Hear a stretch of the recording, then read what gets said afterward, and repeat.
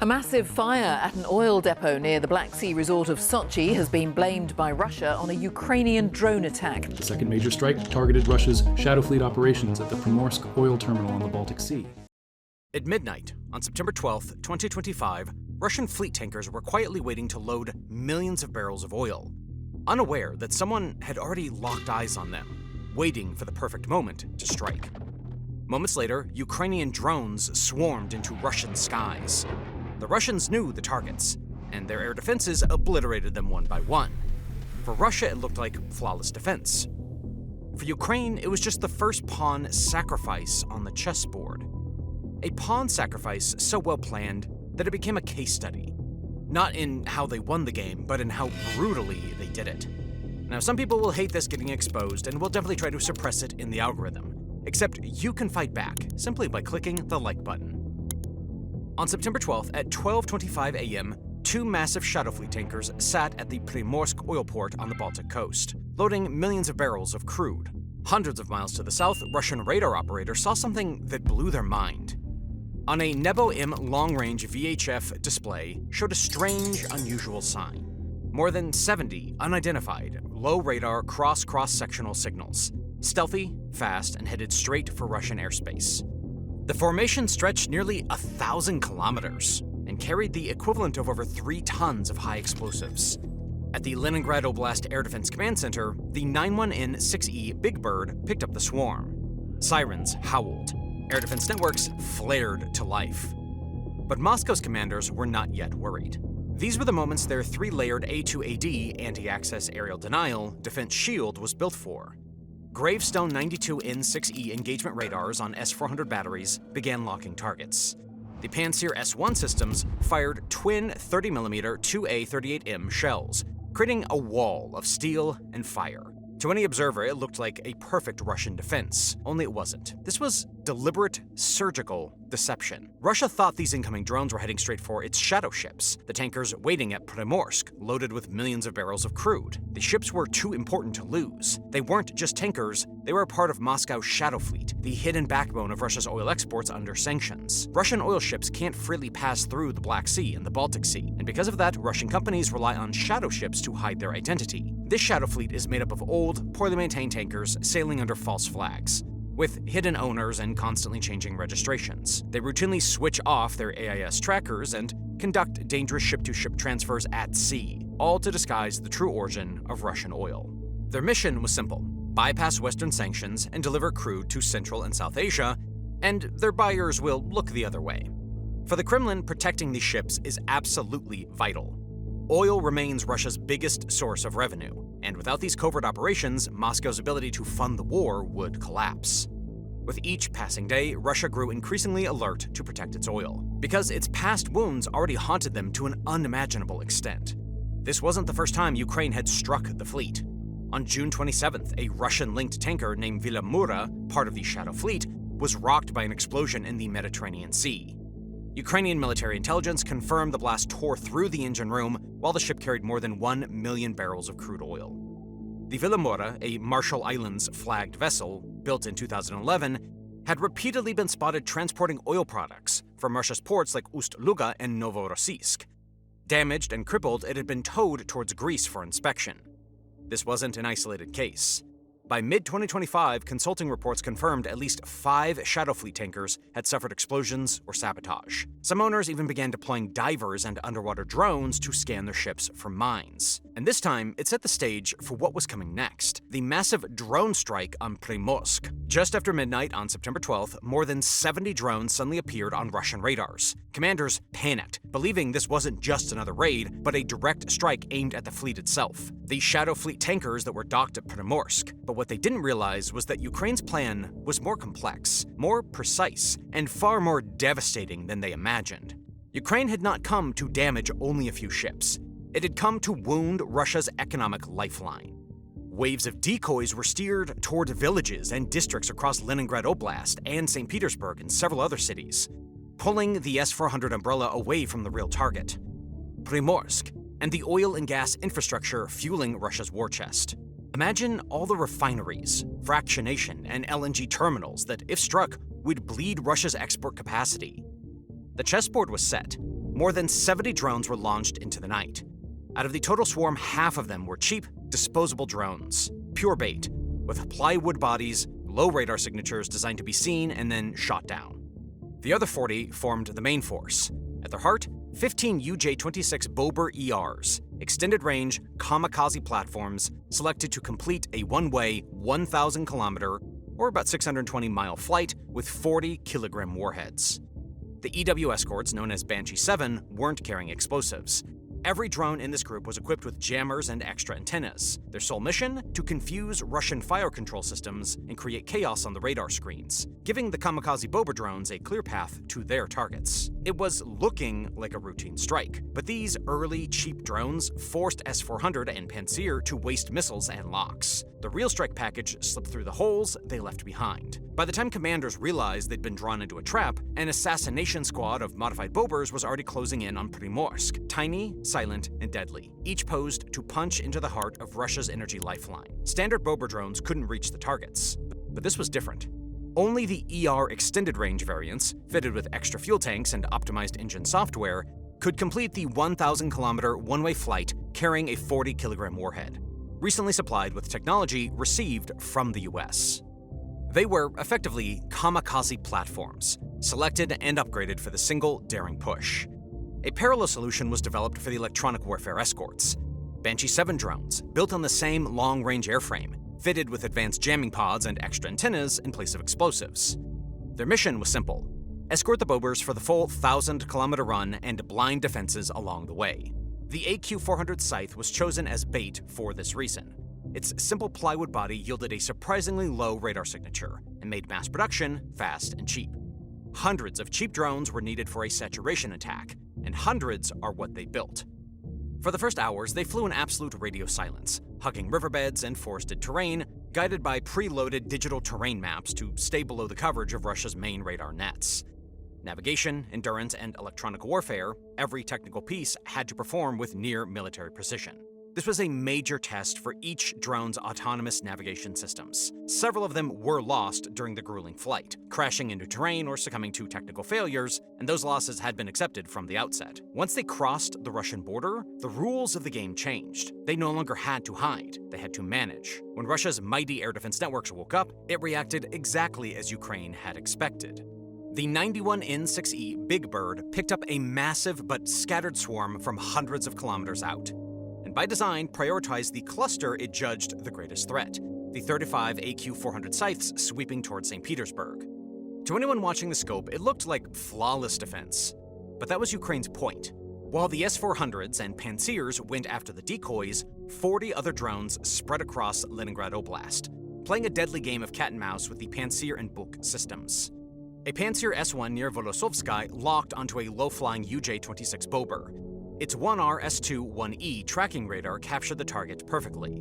But what the Russians didn't know was that a Banshee 7 was already on the way, a British-made target drone adapted for Ukrainian use as a one-way electronic warfare platform. The Banshee detected the Pantsir X-band and blasted a jamming wave so fierce the operator's screen went white. The lock broke. The twin 2A38M 30mm cannons spat fire into the night, but the Bober had already slipped through and vanished. That rhythm repeated all night. Missile volleys and cannon bursts that obliterated dozens of drones, and still the swarms kept coming with one objective: take down the refineries.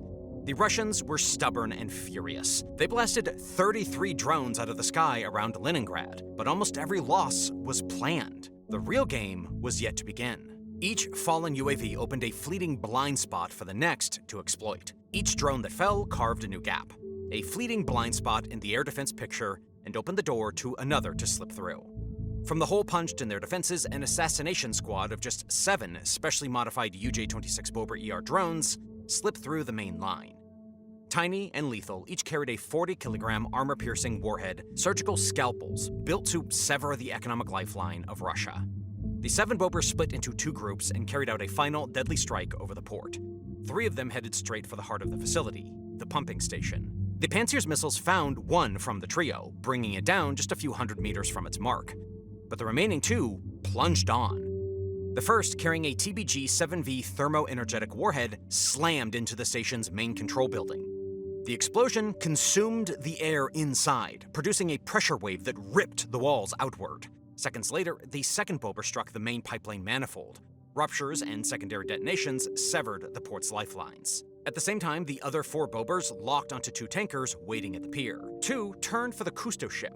The lead drone struck below the bridge and gutted the ship's electronics. The follow-on slammed into the cargo tank, igniting a fire that quickly went out of control. The strikes were surgical and catastrophic. 2 near-identical attack patterns, 1 drone punching into the engine room, another into loading manifolds. 4 of the UAVs found their marks on 2 Aframax-class tankers of the Shadow ships, Cousteau and Kai Yun. Cousteau, managed by Solstice Corp, carried a deadweight tonnage of 115,000. Kaiyun, registered to Axaronics Limited, tipped the scales at 110,000 DWT. Both were listed under suspicious flags in maritime registers and insurance markets. At the time of the strike, both were at the loading line. The loading was about to finish when the fires began. The impact was strategic, not merely military. The drones did not simply hit storage tanks, they hit the heart of the shipping station. But the complete damage was yet to be done. Just 42 seconds after the first blast, another hit, and Primorsk Port's number 2 pumping station came crashing down. A third drone ripped through the upper facade of the port control center.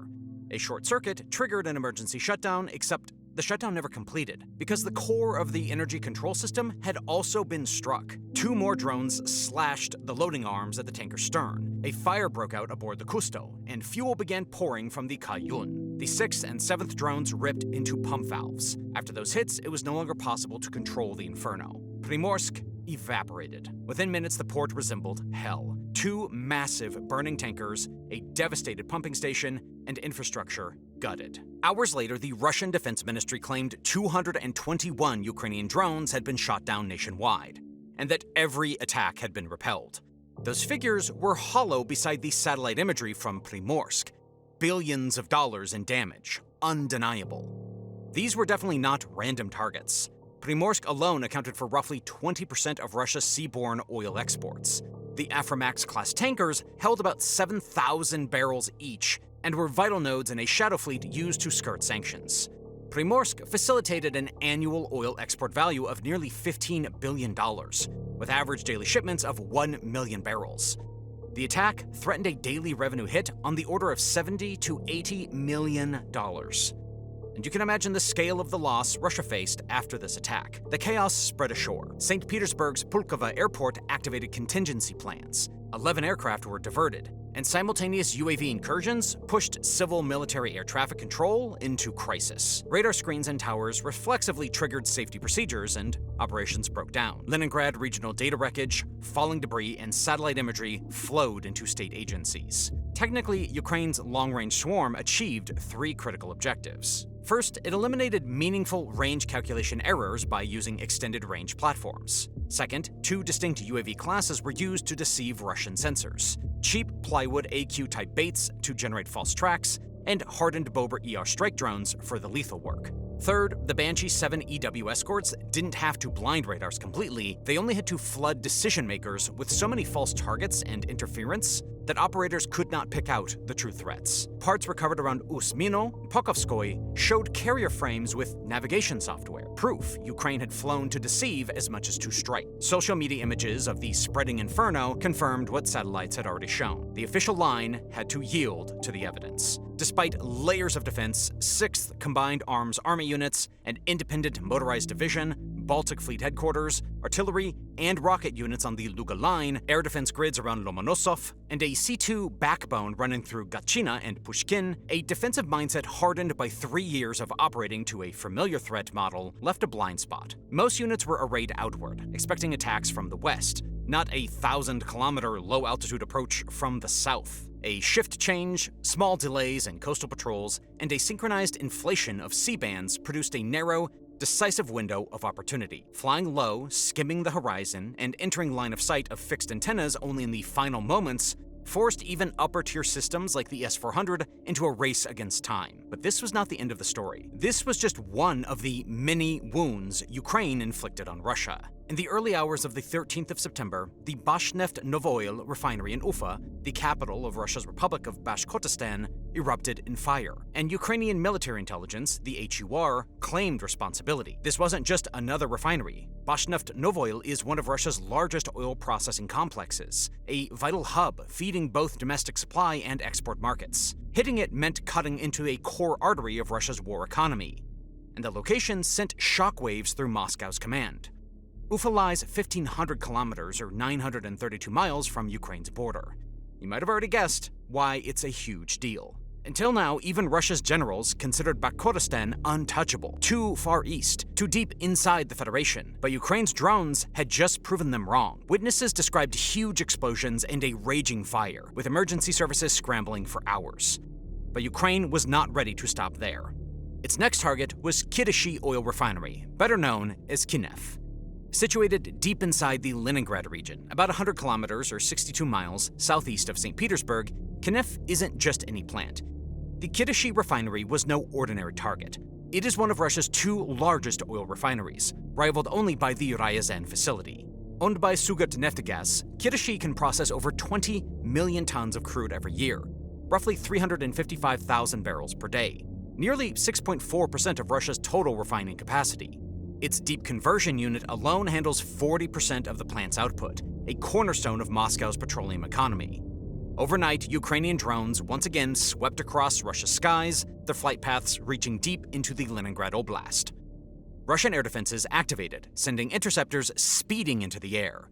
They intercepted the drones, but they still lost. Even successful intercepts carried a hidden cost. The burning wreckage of downed drones fell directly onto refinery grounds. Flames rose against the night sky. For a moment, it seemed as if one of Russia's most vital energy assets might be lost in a single strike. Governor Alexander Dorozhenko took to Telegram within hours, assuring citizens that the fire had been extinguished, that there were no casualties, that everything was under control. But the truth was harder to hide. According to industry sources, one of Kirishi's major units had been knocked offline, with maintenance expected to take at least a month, and every day of downtime meant millions in lost output and billions in shaken confidence.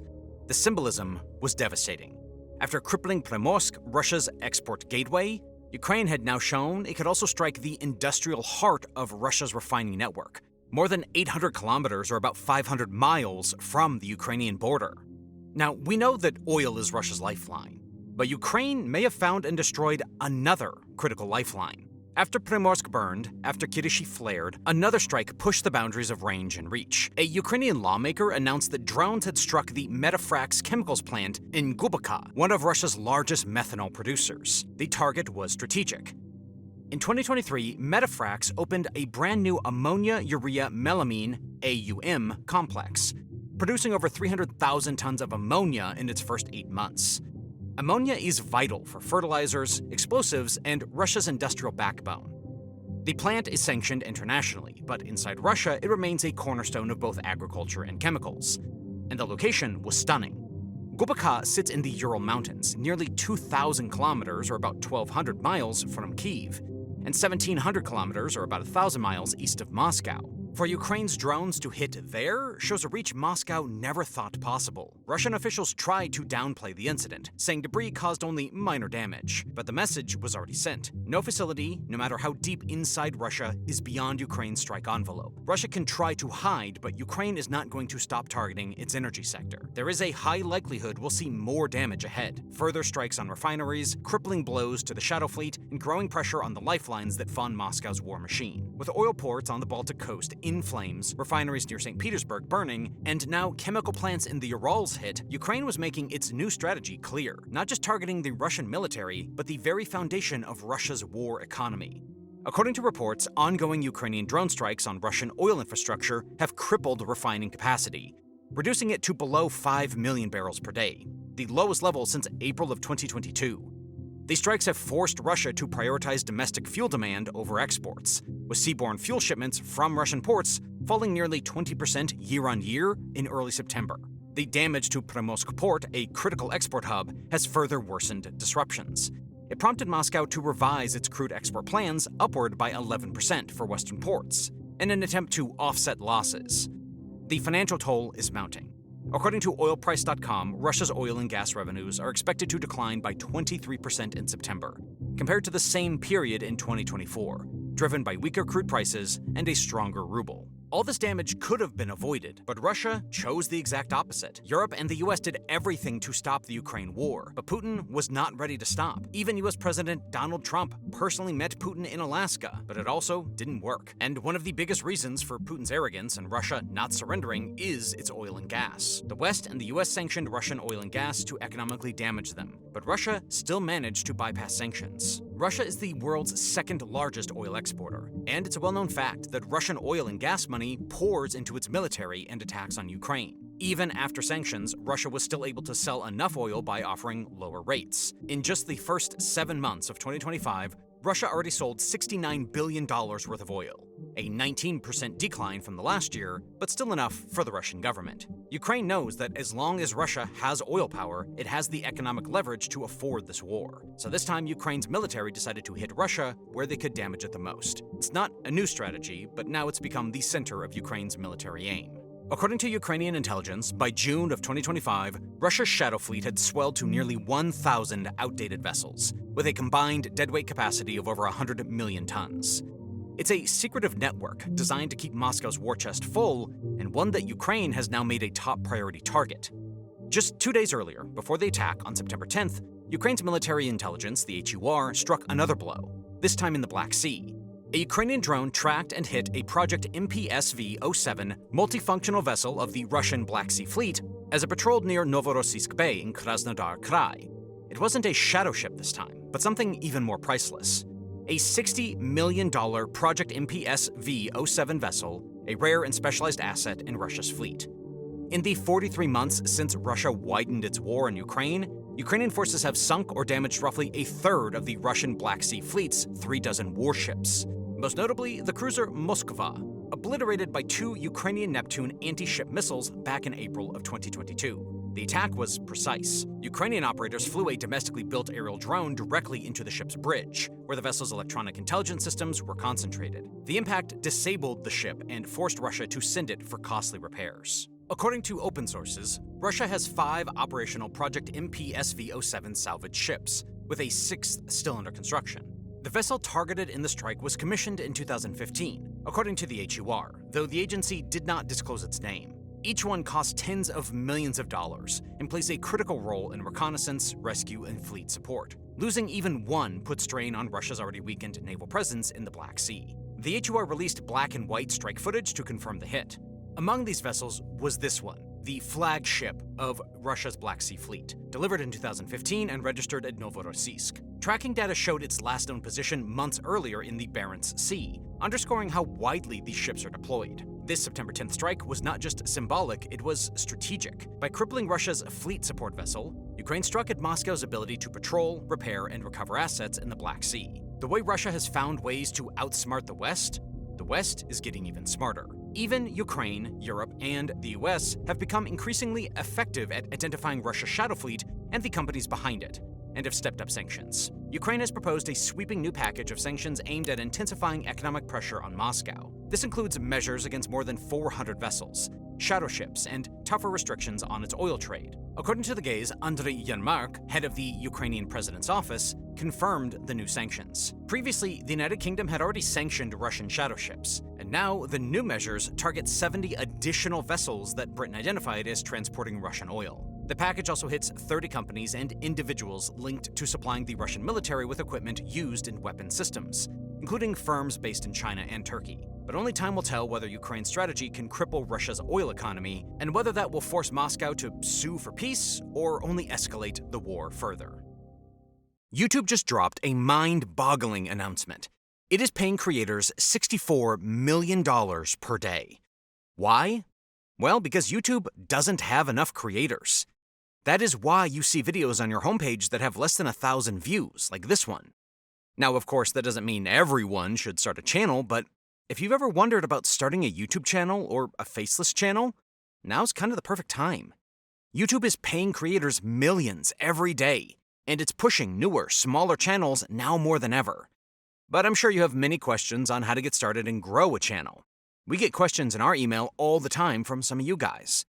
And that's why we've decided to put all of our YouTube advice into one YouTube video for completely free.